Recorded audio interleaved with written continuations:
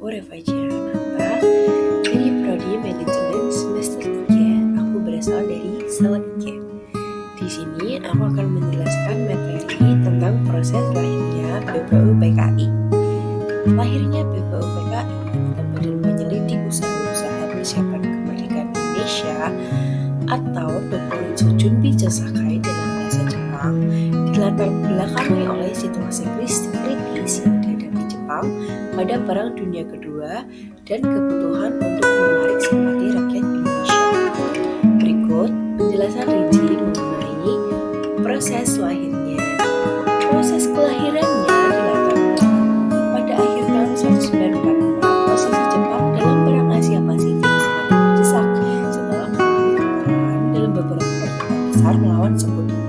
Di sisi lain, perlawanan dari rakyat Indonesia juga semakin meningkat di berbagai daerah.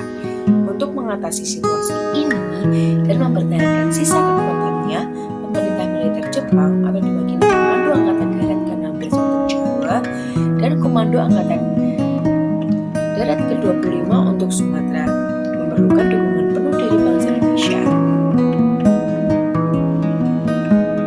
Pembentukan dan peresmian sebagai bagian dari strategi politik untuk menarik simpati tersebut, Jepang memberikan janji kemerdekaan kepada Indonesia. Janji ini diwujudkan dengan pengumuman pembentukan sebuah badan khusus pada tanggal 1 Maret 1945 oleh Panglima Tentara Jepang di Jawa, yaitu Letnan Jenderal Komakichi Harada.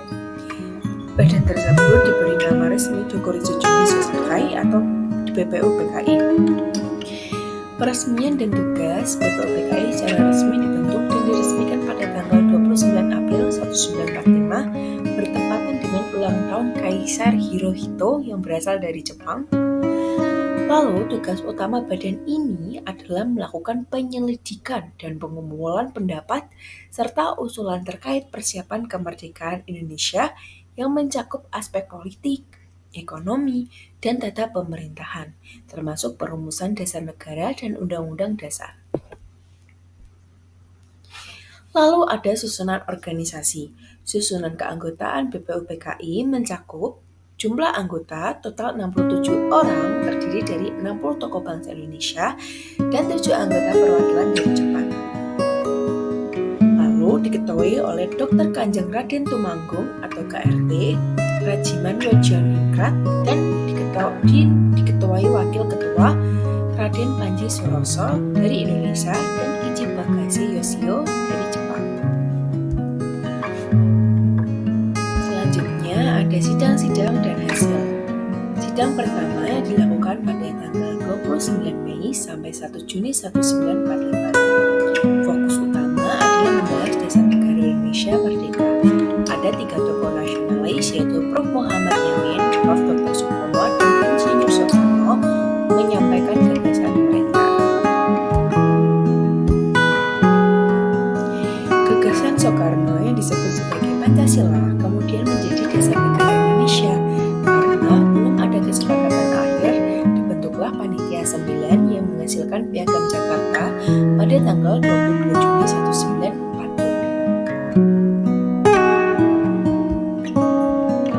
Setelah sidang pertama selesai, terjadilah sidang kedua yang dilaksanakan pada tanggal 10 sampai 17 Juli 1945. Fokus utama adalah membahas rancangan Undang-Undang Dasar UUD dalam bentuk negara.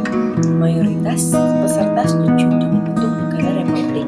Dibentuk panitia perancang UUD untuk mempercepat kerja sidang. Meskipun tujuan awal Jepang bersifat politis demi kepentingan mereka, pembentukan BPU PKI justru menjadi wadah penting bagi para tokoh pergerakan nasional Indonesia untuk benar-benar mempersiapkan fondasi penting bagi berdirinya negara Indonesia yang merdeka dan berdaulat. Sekian dari penjelasan aku tentang lahirnya BPU PKI. Bye-bye.